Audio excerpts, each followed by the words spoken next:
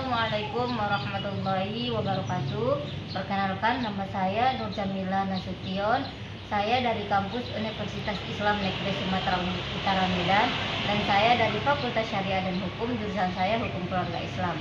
Nah, sebelum kita membahas ke materi, saya akan membacakan judul saya, yaitu prinsip-prinsip mediasi dalam Al-Quran. Dan sebelum saya akan membahas materi kita, saya akan memperkenalkan kawan-kawan sekalian. Assalamualaikum warahmatullahi wabarakatuh. Perkenalkan, nama saya Krismayanti. Saya dari Universitas Islam Negeri Sumatera Utara, Fakultas Syariah dan Hukum, jurusan Hukum Keluarga Islam semester 5. Perkenalkan, nama saya Mafba Adianulae dari Universitas Islam Negeri Sumatera Utara Medan, dari Prodi jurusan Bimbingan Konseling Pendidikan Islam. Halo, perkenalkan, nama saya Sunawarisa Hasibuan. Saya dari kampus Universitas Islam Negeri Sumatera Utara Medan, Fakultas Syariah dan Hukum, jurusan Hukum Keluarga Islam. Saat ini saya semester 5. Perkenalkan, nama saya Tulus Abdullah Tarahab. Saya mahasiswa dari Universitas Islam Negeri Sumatera Utara, Fakultas Ilmu Tarbiyah dan Keguruan, jurusan Manajemen Pendidikan. Saat ini saya semester 5. Perkenalkan, nama saya Mahdi Nasution, mahasiswa dari UIN Medan, tepatnya di Fakultas Syariah dan Hukum, jurusan Ahwal Sosial semester 7. Terima kasih kepada kawan-kawanku sekalian sudah memperkenalkan dirinya masing-masing. Dan selanjutnya kita akan membahas ke pemateri, yaitu prinsip-prinsip mediasi dalam ayat Al-Quran surah Al-Hujurat ayat 9 dan 10, yang artinya, dan kalau ada dua golongan dari mereka yang beriman itu berperang, hendaklah kamu damaikan antara keduanya. Tapi kalau yang satu melanggar perjanjian terhadap yang lain, hendaklah yang melanggar perjanjian itu kamu perangi sampai surut kembali pada perintah Allah. Kalau dia telah surut, damaikanlah antara keduanya menurut keadilan, dan hendaklah kamu berlaku adil. Sesungguhnya Allah mencintai orang-orang yang berlaku adil. Surah Al-Hujurat ayat 9. Dan yang kedua, innamal mu'minuna ihwat fa aslihu baina akhwaikum wattaqullaha la'allakum turhamun. Yang artinya, orang-orang beriman itu sesungguhnya bersaudara. Sebab itu damaikanlah, perbaikan hubungan antara kedua saudaramu itu ada, dan takutlah terhadap Allah supaya kamu mendapat rahmat. Dan yang kedua, ayat di atas dan jelas menerangkan bahwa kalau dua golongan kaum mukmin bersengketa hingga menimbulkan perang, maka kewajiban bagi orang-orang Islam untuk mendamaikan dengan segera kedua golongan yang berperang itu. Dengan demikian maka perdamaian merupakan tujuan dan Islam, dan makna Islam adalah damai. Yang pertama, perintah mendamaikan antara yang bertingkai dan selanjutnya ialah yang pertama, perintah mendamaikan antara yang bertingkai bukan semata mendamaikan kedua kelompok mukmin saja.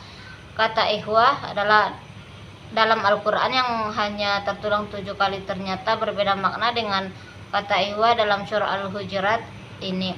Hal ini agaknya untuk mengisyaratkan bahwa persaudaraan yang terjalin untuk sesama muslim adalah bersaudara yang dasarnya bergenda. Sekali atas dasar persamaan iman, dan kali kedua adalah persaudaraan nasab, walaupun yang kedua ini bukan dalam pengertian yang hakiki. Dengan demikian tidak ada alasan untuk memutuskan hubungan persaudaraan itu. Quraisyah Shihab menurut tafsirannya terhadap ayat ini dengan penekanan bahwa Islam jelas-jelas menuntut terbentuknya persatuan-kesatuan, bukan sebaliknya. Mengenai jika ada yang mengkhianati, maka pergilah, namun dengan tujuan agar mereka kembali, bukan membasmi, apalagi melakukan pelanggaran berat yang sering terjadi dalam peperangan seperti genosida dan sebagainya. Islam memiliki ketentuan hukum dalam cinta, perdamaian, kerjasama dan persatuan menjadi landasan utama masyarakat muslim. Dan yang ketiga adalah surat Al-Hujurat ayat 49, yang artinya, wahai orang-orang yang beriman, janganlah suatu kaum mengolok-olokkan kaum yang lain, karena boleh jadi mereka yang diperolok-olokkan lebih baik dari mereka mengolok-olokkan, dan jangan pula perempuan perempuanlah karena boleh jadi perempuan yang berolok-olok lebih baik dari perempuan.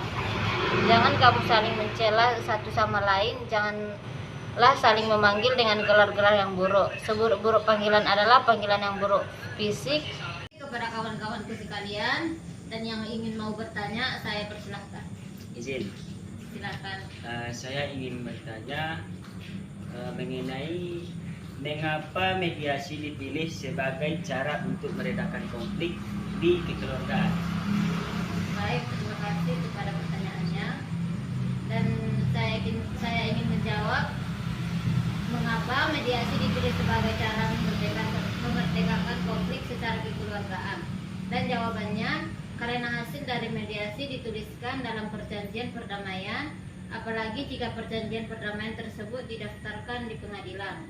Karena itu, apabila salah satu pihak tidak melaksanakan perjanjian, maka pihak lainnya dapat mengajukan gugatan ke pengadilan. Bagaimana jawaban saya, saudara? Dapat dipahami. Terima kasih. Terima kasih juga. Dan kepada kawan-kawan sekalian yang ingin bertanya lagi, baiklah, terima kasih kepada kawan-kawanku sekalian yang telah mendengarkan presentasi saya. Kalau tidak ada lagi mau bertanya, saya padakan saja. Assalamualaikum warahmatullahi wabarakatuh. Waalaikumsalam warahmatullahi wabarakatuh.